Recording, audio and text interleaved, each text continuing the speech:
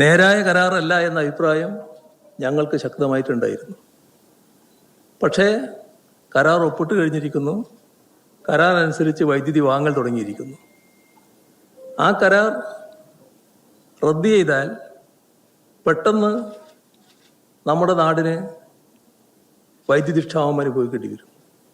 അപ്പം ഞങ്ങൾ തീരുമാനിച്ചത് ആ വൈദ്യുതി കരാറുമായി മുന്നോട്ട് പോകാനാണ്. ഈ വ്യത്യസ്തതയുള്ളപ്പോൾ തന്നെ നാടിൻ്റെ പൊതുവായ താല്പര്യം കണക്കാക്കി ആ വൈദ്യുതി കരാർ അംഗീകരിച്ച് മുന്നോട്ട് പോകാനാണ് LDF സർക്കാർ നടപടിയെടുത്തത്. ആ നടപടിയുമായി മുന്നോട്ട് പോകുമ്പോൾ നമ്മുടെ റെഗുലേറ്ററി കമ്മീഷൻ അവരുടെ അനുമതി നേരത്തെ വാങ്ങേണ്ടതായിരുന്നു. ഇത്തരമൊരു കരാറിലേക്ക് പോകുമ്പോൾ UDF സർക്കാർ ആ അനുമതി വാങ്ങിയിരുന്നില്ല.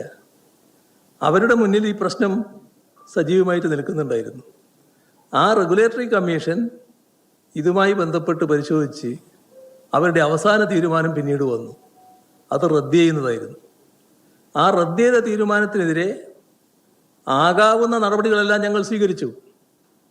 അത് വെറുതെ വിട്ടുകളയല്ല ചെയ്തത്. ആ വൈദ്യുതി വാങ്ങൽ പ്രധാനമാണ് എന്ന് കണ്ടുകൊണ്ട് ഉള്ള എല്ലാ നടപടിയും ഞങ്ങൾ സ്വീകരിച്ചു. ഇതാണ് ഞങ്ങൾ സ്വീകരിച്ച സമീപനം. ഞങ്ങളതിൽ നിങ്ങൾ കാണിച്ചത് കൊള്ളരുതായ്മയാണ്, അതുകൊണ്ട് ഞങ്ങളത് പൂർണ്ണമായിട്ട് ഉപേക്ഷിക്കുന്നു എന്ന നിലയല്ല. ഉപേക്ഷിക്കേണ്ടതാണ്. എന്നാൽ ഉപേക്ഷിച്ചാൽ നാട് ഇരുട്ടിലാവും. അതല്ല നല്ലത്. നാടിൻ്റെ താല്പര്യം സംരക്ഷിക്കലാണ് നല്ലത് എന്ന് കണ്ടുകൊണ്ടുള്ള നിലപാടാണ് ഞങ്ങൾ സ്വീകരിച്ചത്.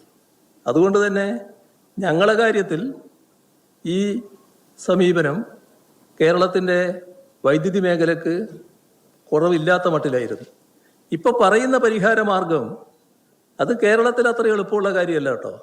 ഈ ആണവ നിലയം സ്ഥാപിക്കൽ. ആണവ നിലയം സ്ഥാപിച്ച് കേരളത്തിൽ പ്രശ്നങ്ങൾ പരിഹരിച്ച് കളയാമെന്ന് പറഞ്ഞാൽ അതിന് നമ്മുടെ സമൂഹത്തിൽ അതിശക്തമായ എതിർപ്പുണ്ടാകും. ഒരു സംശയമില്ല, അതിശക്തമായ എതിർപ്പ് ഉയർന്നു വരും. അതുകൊണ്ടാണ് ഞങ്ങളെ കാലത്ത് അത്തരമൊരു കാര്യത്തെപ്പറ്റി ഞങ്ങൾ ആലോചിക്കുകയും ചെയ്യാതിരുന്നത്. ചില നിർദ്ദേശങ്ങളൊക്കെ ചില ഭാഗത്തുനിന്നൊക്കെ വന്നിരുന്നു. ആ ഘട്ടത്തിൽ തന്നെ ഞങ്ങളൊക്കെ നിലപാട് വ്യക്തമാക്കിയത് അത്തരമൊരു നടപടിയിലേക്ക് കടക്കുന്നില്ല എന്ന്. അത്തരമൊരു ആലോചനയിലേക്ക് കടക്കുന്നെങ്കിൽ അത് അനാവശ്യമായ പ്രശ്നങ്ങൾ കേരളത്തിൽ സൃഷ്ടിക്കാനായിരിക്കും വഴിവെക്കുക. അതിനു പകരം മറ്റ് നടപടികളിലൂടെ വൈദ്യുതി രംഗം കാര്യക്ഷമമാക്കാനുള്ള നടപടികളാണ് സ്വീകരിക്കേണ്ടത്.